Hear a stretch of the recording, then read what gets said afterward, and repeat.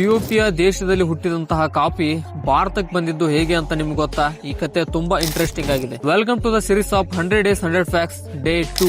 Coffee ಮೊಟ್ಟ ಮೊದಲಾಗಿ Ethiopia ದೇಶದಲ್ಲಿ ಬೆಳೀತಾ ಇದ್ರು. ಇದಾದ್ಮೇಲೆ ಇದು ಯಮನ್ ದೇಶಕ್ಕೆ ಹೋಗುತ್ತೆ. ಕಾಫಿಯನ್ನ ಅದೇ ದೇಶದಲ್ಲಿ ಕುಡಿಯೋ ಅವಕಾಶ ಇತ್ತು.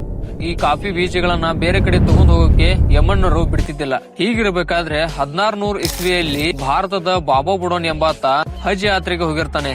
ಆ ಹೋದಂತಹ ಸಮಯದಲ್ಲಿ ಈತ ವಾಪಸ್ ಅಲ್ಲಿಂದ ಮರಳಿ ಬರುವಾಗ 7 ಬೀಜಗಳನ್ನ ತರ್ತಾನೆ. ಕೆಲವೊಬ್ರು ಹೇಳ್ತಾರೆ ಅವತ್ತ ಗಡದಲ್ಲಿ ಇಟ್ಕೊಂಡ್ ಬಂದಿದ್ದ ಅಂತ, ಇನ್ ಕೆಲವ್ರು ಹೇಳ್ತಾರೆ ಬಟ್ಟೆಯಲ್ಲಿ ಸುತ್ಕೊಂಡ್ ಬಂದಿದ್ದ ಅಂತ.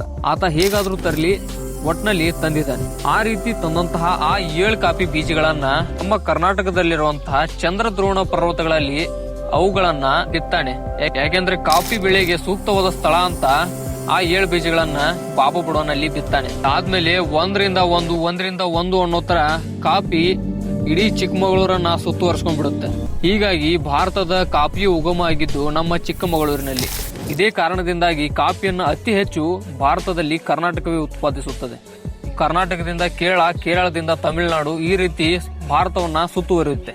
ಬರೀ 7 ಬೀಜಗಳಿಂದ ಶುರುವಾದಂತಹ ಈ ಕತೆ ಇವಾಗ ಒಂದು ದೊಡ್ಡ ಹೆಮ್ಮರವಾಗಿ ಬೆಳೆದು ನಿಂತಿದೆ. ವಿಶ್ವದಲ್ಲಿ ಅತಿ ಹೆಚ್ಚು ಕಾಫಿಯನ್ನ ಬೆಳೆಯುವಂತಹ ಮತ್ತು ರಫ್ತು ಮಾಡುವಂತಹ ದೇಶಗಳಲ್ಲಿ ಭಾರತ ಕೂಡ ಒಂದು.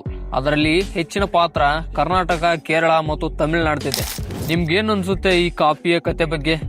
ಇಷ್ಟ ಆದ್ರೆ ಈ ತರದ ಹೆಚ್ಚಿನ ಕಂಟೆಂಟ್ ಗಾಗಿ ಫಾಲೋ ಮಾಡಿ ಫಾರ್ ಚೇಂಜ್. ಸೂರ್ಯಂಗೆ ತುಂಬಾ ಹೊತ್ತು ಗ್ರಹಣ ಹಿಡಿಯಲ್ಲ. ನಾನ್ ಬರ್ತಿದ್ದೀನಿ ಚಿನ್ನ.